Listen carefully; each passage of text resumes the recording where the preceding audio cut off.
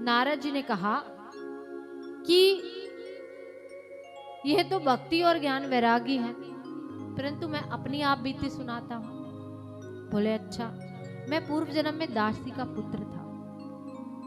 मेरी माता जो थी दासी थी। बोले अच्छा।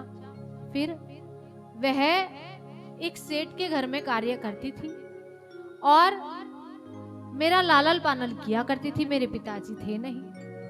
बोले अच्छा। तो कह रहे एक समय आदि आदि संत आदि जब चातुर्मास के लिए उन ब्राह्मण के घर पर पधारे तो मैं क्या करता था, वे संतों से हरि नाम संकीर्तन श्रवण करा करता था और अपने मुख से गाया भी करता था। और यह सुनते सुनते सुनते मुझ बालक की जो बुद्धि थी वे शुद्ध हो गई और इतनी बुद्धि मेरी शुद्ध हुई कि मुझे फिर यह संसार का कोई बोध नहीं रहा। बस मेरा मन ऐसा करता था कि संतों के चरणों में मैं लगा रहूं। परंतु मेरी माता जो थी वे मुझे थोड़ा संतों से दूर रखा करती थी कि कहीं ये संत ही ना हो जाए, इतनी भक्ति ना करने लग जाए कि ये फिर बाबा जी ना बन जाए। इसलिए मेरी माता ज्यादा मुझे संतों से घुलने मिलने नहीं दिया करती थी। फिर भी मैं संतों की जो शीत प्रसादी है, झूठन आदि है, मैं पान कर लिया करता था और केवल हरि नारायण का भजन करता रहता था। एक दिन क्या हुआ, वे संतों का चातुर्मास विश्राम हुआ तो वे जाने लगे।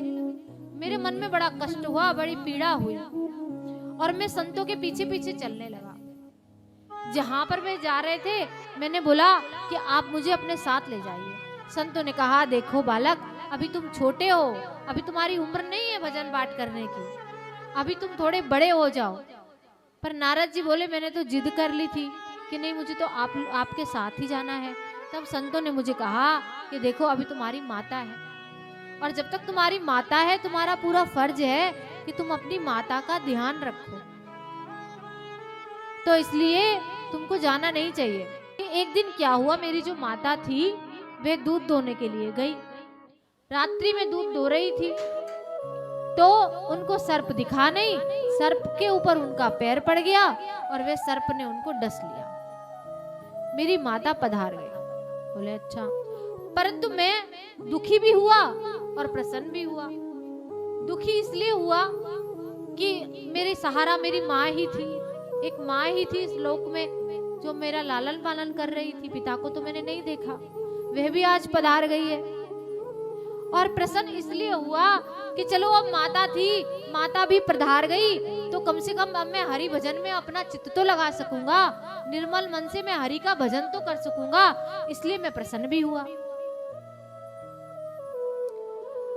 तो बस मैंने जो जहां पर वे संत गए थे उसी दिशा में मैं चलता गया और भजन करता गया और जाते जाते अनेकों मुझे जंगल मिले, लेकिन मेरे चित्त में तो हरि वास करते थे।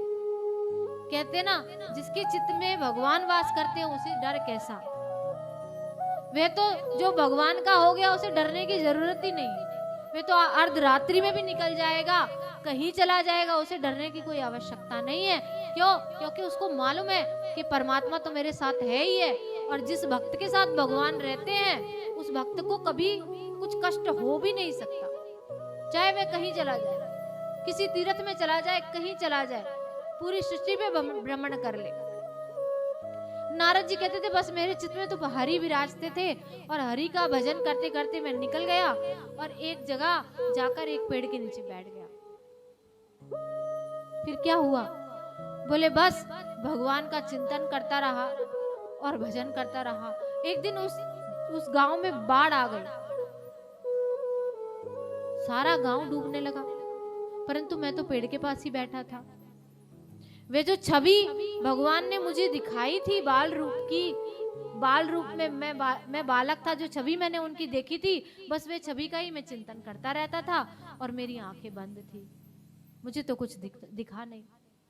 बोले अच्छा। बोले फिर बस वो जो हरि की छवि को मैं देखता था वही, और मेरी देह छूट गई, मुझे पता नहीं चला। आज उसी का प्रभाव है कि मैं नारद पूरी सृष्टि पे भ्रमण कर सकता हूँ, सारे लोक पे भ्रमण कर सकता हूँ और मैं कहीं भी जा सकता हूँ, सिर्फ वह भजन का प्रभाव है। और ये जो वीणा है ये भी साक्षात मुझे भगवान ने दी है। बोले अच्छा, भगवान का भजन का इतना प्रभाव? बोले हाँ। उस अवस्था में तो मुझे भगवान की प्राप्ति नहीं हुई, लेकिन जो मेरा दूसरा जन्म हुआ उसमें मैं नारद बना। नारद, जो कभी ना रद्द नहीं होता, उसको कहते हैं नारद।